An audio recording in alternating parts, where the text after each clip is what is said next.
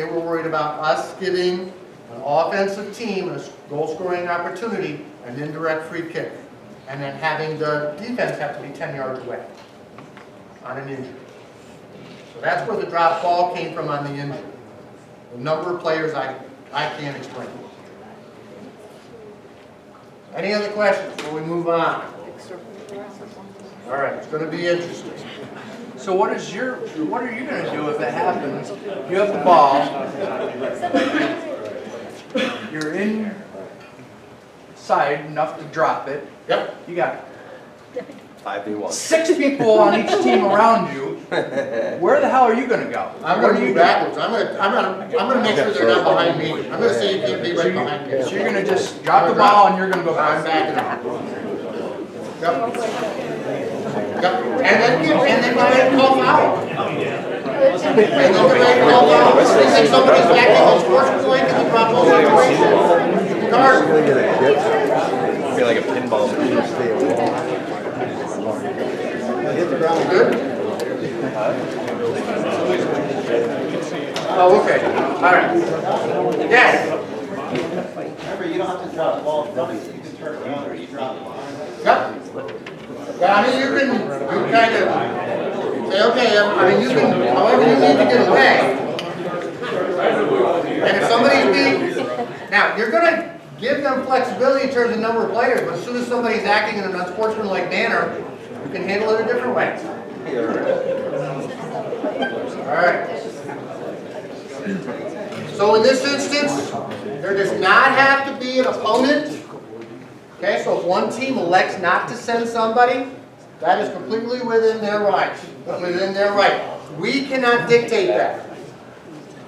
So if there was an injury and there was another team clearly in possession of the ball, and they choose to not contest it, that's fine, but we can't dictate that. Right? It can be a 2 versus 1, as somebody said.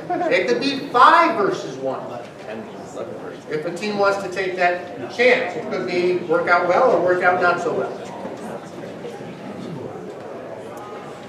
The ball shall be dropped again if it touches a player before it touches the ground. I would like to do some preventive officiating and remind them that the ball has to touch the ground. Make sure it's loud enough for everybody to hear. Okay, I always tell them, don't kick each other. Wait for the ball to hit the ground and don't kick me. All right? And usually while they're laughing with my last one about don't kick me, that ball's hitting the ground and then they don't even have time to think about it. Okay? So in this instance, the ball didn't touch the ground first. So the drop ball is repeated if it touches the player. If a player is going to completely continue to repeat, I talk to him, tell him somebody else needs to take it, or I'm going to issue a card to continue to be unsportsmanlike. If a drop ball enters the goal without touching at least 2 players, okay, so if one person kicks the drop ball and it goes into the goal, plays restart with a goal kick if it enters the opponent's goal, or a corner kick if it enters their own goal, depending upon which player touched the ball last.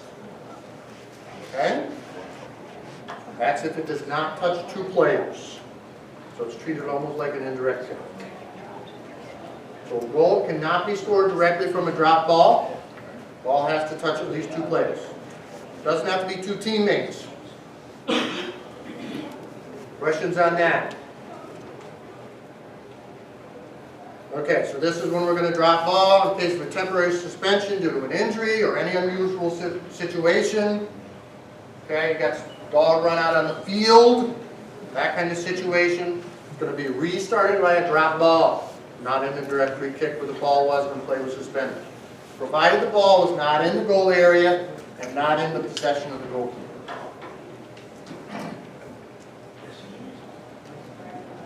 All right. Hearing aids. Hey, Don, Yep. go back to the last one. What about a throw-in? Yeah, I was going to ask that too.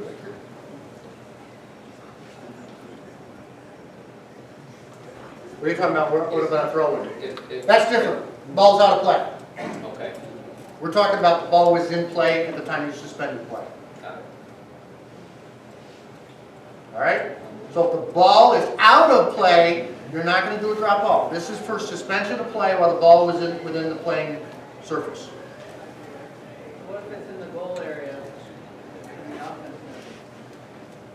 drop ball. In the bowl area or? Just out, just pull it out of the 6. It's gonna be outside the 6, not inside the 6. You don't do anything inside the 6. All right. Hearing aids worn in or behind the ears, including the cochlear implants, are legal, provided we consider it safe. It's not a threat to injury, not an injury to a player or either themselves or an opponent. Okay? So they are allowed. The molded face masks are allowed with a doctor's note. All right? Anything else above the waist that has a brace has to be padded.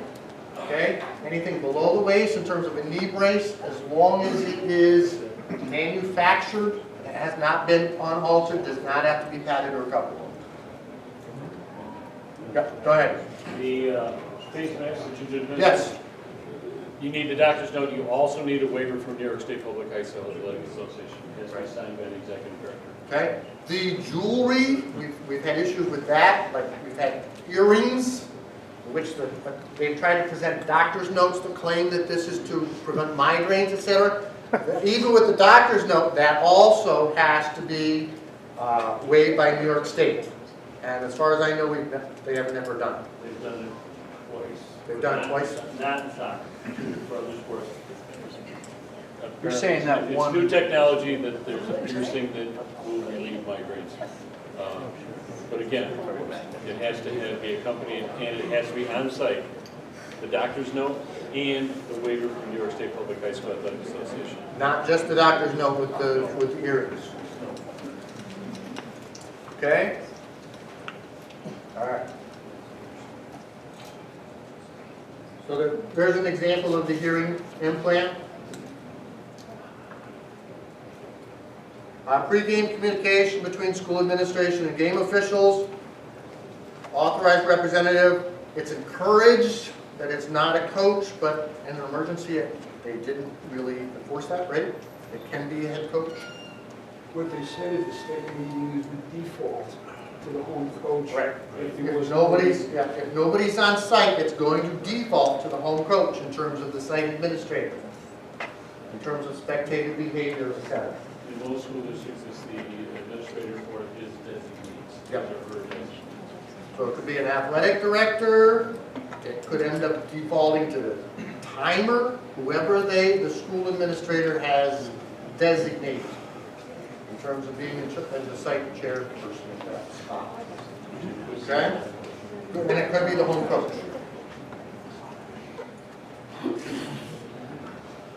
So they're supposed to let us know, so officials are going to be asking, who is the site administrator? If they say we don't have one, guess what you're going to say to the home coach? You're in. Congratulations. You got another job. Doesn't make them any easier. Okay? We're supposed to communicate misconduct, so if we have a yellow card or a red card, make sure you notify both coaches what the cards are for. Yellow cards and red cards are going to be emailed to me or phone called to me that night. If it's a red card, it's also going to go to section 4. Okay, so we have a check on that, right? The president's going to get one, John Cook, in terms of from the officials. Right, so we have everything covered. The check on that is to make sure, as Mike said earlier, especially with the yellow cards, so there's not just 2 checks on the number of cards in terms of the 5 yellow cards. The officials are also sending in yellow card and red card information as well. Okay?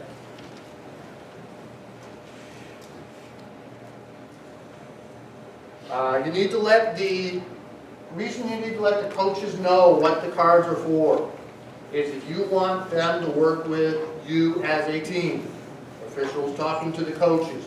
You need to let them know what you gave the card for so that they can support you off the field in terms of their potential discipline as well. If they have no idea what the card was issued for, and then they're yelling across the field what was the card for, it makes that situation even worse. All right? So you need to relay the information in terms of what the cards were for. It should go to both coaches, should go to the scorer, all right, as well, so that everybody knows what the card was issued for. And do it, and it says, uphold the dignity and, uphold the honor and dignity of the profession. For the coaches, for the officials, it's a learning situation. All right? Yellow card doesn't have to go over the player's head. You're going to hold it straight up so you know the card was issued. Okay? You're going to relay the nature of the misconduct to the coaches, the scorer, and other officials. All right? If both of you have gotten together, it does not have to be the person that issued the card that relays the message to the coaches. Okay? If you're on spectator side and you want to relay the information to your partner, the table side official can relay that information as well. It doesn't have to be the calling official. And I think Mike covered the soccer uniform. Did everybody sign, for in terms of coaches, the attendance sheet that Mr. Cook took around? Okay, if you didn't sign in terms of, officials are good, it's got to be coaches. Jeff got all the officials. So any boys or girls coaches? All right, team. What is the section's position on the pregame conference? Is it just the captains, or do the coaches have to attend, and we have to ask them to use your team properly and use the equipment? That's something we're doing statewide. Right. I just want to make sure we're all on the same page. Yep. Coaches participate. Yes, yes. That's statewide. I just want everybody to hear it. Okay, so coaches, we're not being paid in the necks. If during the pregame we invite you to the captain's conference, we are required by rule to ask you if your players are properly and legally equipped. And you either have to say yes, they are, or yes, they will be. Okay? Not I think so, I'm not sure, okay? Please make sure they are. Okay? Because I've also then had players on the field with earrings, etc., and that can be a problem. We're not looking, I mean, if I catch an earring during warm-up, I'm going to say something to you, but sometimes I don't catch them all. Jim? This may be more for Ben or Mike. This summer at the state meeting, did they not approve that modified rules be the same as varsity rules? They did not. They did not approve it. No. There are several changes, but there were also some that were voted down. So modified rules, there were no, There are several changes. Can you go over those? Or don't you know? They can wear metal spikes, they can, trying to think. leagues can still be restrictive in making their own rules. Absolutely. And time as well. The section leagues can also always be more restricted. Time-wise, they wanted to go to 40-minute halves, they did not get that. That remains the same. If you go online in New York State Public High School and you go to the modified rule book. It's not updated yet, that's why I'm asking. At least it wasn't last time I checked, about a week ago. I think some of it's been done. Okay. I checked the other day, I didn't see. I haven't checked throughout the week. I know I checked last week. There were some changes that are listed. But right now, like slide tackle still legal, et cetera. Sliding tackle is legal. That's legal now. So there are some changes. You just The gotta find out flip throw is not legal. But if the league chooses not to allow the sliding tackle, are they allowed? The leagues may always be more restrictive. Okay, thank you for that. And the reason I think there were 11 changes that were proposed.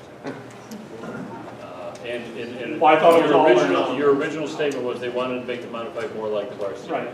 Some of them got through, some of them did not. I thought it was all or none. No. So They some were did. individual. But the league can be more restrictive than we. Right, and there we were would just different notify that sections. on to the official. There were different sections across the state, different individuals who don't feel that modified should be like Okay, thank you. high school. Did you send me a question sir, about that? I'll send you. Okay, okay. And then we'll- Yep, yep. I'll make sure that he gets the changes. Thank you, Mike. And I'll get it to you, Jim. Okay. I'll give it to John so he can forward it. Bruce? non-sectional tournament games? Okay, so for non-sectional tournament games, Mike said that you're gonna do the PKs, but that's only in the games leading up where there has to be a winner. If it's in the championship or the consolation round, there does not have to be a winner. If it's the championship game in a tournament, It's not a winner. It's an not. advancement. right, and if it's a championship game, you don't have to do the advancement. Okay, so you're gonna be co-champs, and the team is gonna have to, the host school is gonna have to give 2 trophies. They may only have 1 bought, but they're gonna have to get another one for the second team. Because we're not doing PKs. We're not doing PKs, because PKs do not determine a winner. Okay, we're gonna clarify. We had I an did issue last last year. year at Stanford tournament, where some of the officials went into overtime and then did PKs. Some officials went to PKs, not overtime. This is just a Stanford tournament, the Mayor's Cup tournament. Which is like So I next just week. asked Mike that question. Can they skip the overtime? If- I'm telling you right now, OC O'Connor was gonna ask me that question. He's gonna ask every one of the officials. And I'm gonna say, follow the rule book. The rule book says you play the overtimes. If for some reason, darkness, lightning, delay of the game, and you can't end in a tie and you have to go to the penalty kicks, but you don't have time or the opportunity to play the 2 overtimes, it's reported as a tie and you pick a team to go on. But should you play the overtimes? Absolutely. Brittany, let OC know that. Okay? You two, And I believe the question that came to me last year was, scheduling didn't allow for the overtime because you had to get the next game onto the field. Is that what happened? No, actually what it was is the girls' game was determined sudden death. My team, Because there was weather coming in and still a game to be played. so. And they played sudden death? They did sudden Yes, death they for the did. guy. You can't do that. Right, We've gone over this, we already know that. Yep. He knows that too. Yeah, we dealt with that last year. Bruce, more? Well, that was kind of my question. Can they, not only give my EKs? Nope, they can't change. So the tournaments cannot change the rules of the state. So if you're playing a tournament in Stanford or Margaretaville or Hunter, and it's not, they cannot change the rules and make the girls sudden victory. They can't do it. It's 2 full 10s. Okay? The only time that they can shorten them is if darkness, etc. All right? No lights. That kind of situation. Okay. Anything else from you guys for me? They can't do like 2 5s. Only if it's for situations such as darkness, etc. Okay? No, wait. Right, if both coaches agree, they can always shorten them, but that's, both coaches agree, not the tournament director. That's not the tournament director. Now, if the tournament director says as part of your admission to my tournament, you've agreed to do that, I'm not getting into that. Okay? Goal kick has to come out of the box? Yes. Goal kicks still have to come out of the penalty area. I know there's going to be differences coming up, but this year the goal kick has to come out of the penalty area. Not right. Yes. Does that determination between the 2 coaches need to be made prior to the game being played? Should be. All right, supposed to be prior to the second half start. Prior to the second half? Okay. Yeah. Okay. Because if you have an injury, you may not know before the first half. All right. So our assigner needs to talk to the Real quick, coaches and everybody. coaches, ADs, real quick. 2 things. I'm gonna send the ADs